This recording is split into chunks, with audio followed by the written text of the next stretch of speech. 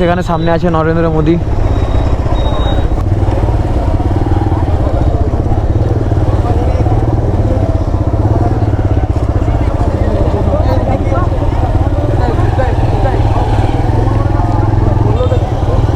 তাই এটা দিয়ে কি যাওয়া যাবে না, নাকি এটা বন্ধ আছে এদিকে? আরে এখানে হাইওয়ে বন্ধ আছে তো পুরো এখানে।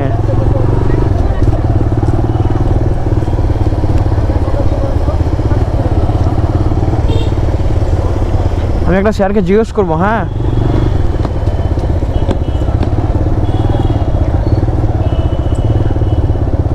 স্যার এখানে হাইওয়ে কি বন্ধ আছে? এটা হাইওয়ে বন্ধ, পুরো হাইওয়ে বন্ধ আছে বলছে নাকি?